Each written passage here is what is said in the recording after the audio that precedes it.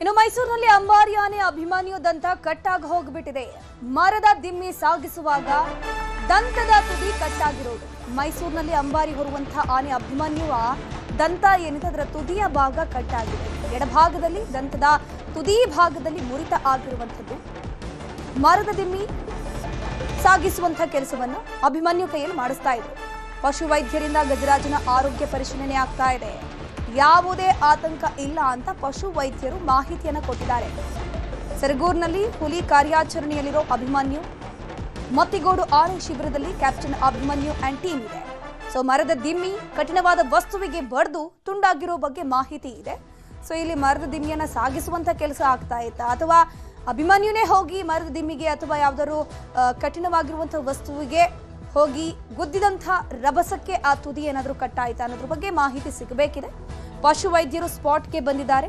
So ಸ್ಪಾಟ್ಗೆ ಬಂದು ಪರಿಶೀಲನೆ ಮಾಡುವಂತ ಕೆಲಸ ಆಗಿದೆ. ಸೊ ಲಕ್ಕೀಲಿ ಯಾವುದೇ ರೀತಿಯ ತೊಂದರೆ ಇಲ್ಲ ಅಂತ ಪಶು ವೈದ್ಯರು ಮಾಹಿತಿಯನ್ನ ಕೊಟ್ಟಿದ್ದಾರೆ. ಸ್ಕ್ರೀನಲ್ಲಿ ನೋಡ್ತಾ ಇದ್ದೀರಾ. ಇದ್ರ ಬಗ್ಗೆ ಹೆಚ್ಚಿನ ಮಾಹಿತಿ ನೀಡ್ತಾ ಹೋಗ್ತಾರೆ ನಮ್ಮ ಪ್ರತಿನಿಧಿ ಆನಂದ್ KS ದೂರವಾಣಿ ಸಂಪರ್ಕದಲ್ಲಿ ಜಾಯಿನ್ ಆಗಿದ್ರೆ. ಆನಂದ್, ಅಭಿಮನ್ಯು ದಂತ ಕಟ್ಟಾಗೋದಕ್ಕೆ ಎಕ್ಸಾಕ್ಟ್ಲಿ ರೀಸನ್ ಏನು? ಅಭಿಮನ್ಯು ಕೈಯಲ್ಲಿ ಸಾಮರ್ಥ್ಯಕ್ಕಿಂತ ಹೆಚ್ಚಿನ ಒಂದು ಮರದ ದಿಮ್ಮಿಗಳನ್ನ ಸಾಗಿಸುವಂತ ಕೆಲಸ ಏನಾದ್ರೂ ಇಲ್ಲಿ ಆಗ್ತಿತ್ತ ಹೇಗೆ? ಧನುಶ್ರೀ, ಏನು ವಿಶ್ವವಿಖ್ಯಾತ ನಾಡಹಬ್ಬ ದಸರಾದಲ್ಲಿ ಏನು ದಾಖಲೆ ಅಂಬಾರಿಯನ್ನ ಹೊತ್ತಿರುವಂತ ಆನೆ ಅಂತಂದ್ರೆ ಅದು ಕ್ಯಾಪ್ಟನ್ ಅಭಿಮನ್ಯು.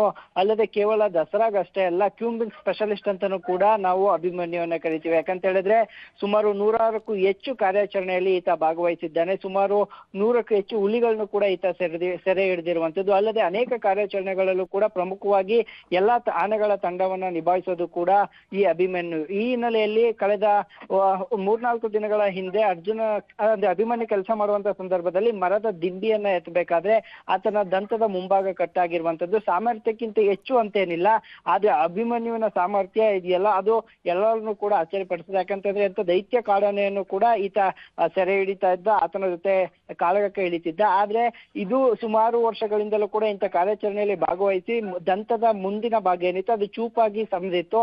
ಆ ಹಿನ್ನೆಲೆಯಲ್ಲಿ ಮರದ ದಿಂಬಿಯನ್ನ ಎತ್ತಬೇಕಾದ್ರೆ ಮುಂಭಾಗ ಸ್ವಲ್ಪ ಕಟ್ಟಾಗಿರುವಂತದ್ದು. ಈಗ ಸದ್ಯ ಆತನ ಆರೋಗ್ಯದಲ್ಲಿ ಯಾವುದೇ ವ್ಯತ್ಯಾಸ ಇಲ್ಲ, ಆತ ತುಂಬಾ ಸ್ಟ್ರಾಂಗ್ ಆಗಿದ್ದಾನೆ, ಯಾವುದೇ ಆತಂಕ ಇಲ್ಲ ಅಂತೇಳಿ ವೈದ್ಯಾಧಿಕಾರಿಗಳು ಹೇಳಿರುವಂತದ್ದು. ಜೊತೆ ಈಗ ಸರಗೂರು ಭಾಗದಲ್ಲಿ ಹುಲಿ ಕಾರ್ಯಾಚರಣೆ ಏನ್ ನಡೀತಾ ಇದೆ, ಕಳೆದ 1 ವಾರದಿಂದಲೂ ಕೂಡ ಅಲ್ಲಿ ಒಂದು ಹುಲಿ ಉಪಟಳವನ್ನು ನೀಡ್ತಾ ಇದೆ. ಆ ಹುಲಿಯ ಕಾರ್ಯಾಚರಣೆಯಲ್ಲೂ ಕೂಡ ಈತ ಭಾಗವಹಿಸಿದ್ದಾನೆ. ಧನುಶ್ರೀ, ಥ್ಯಾಂಕ್ ಯು ಆನಂದ್ ತಮ್ಮೆಲ್ಲ ಮಾಹಿತಿಗಾಗಿ.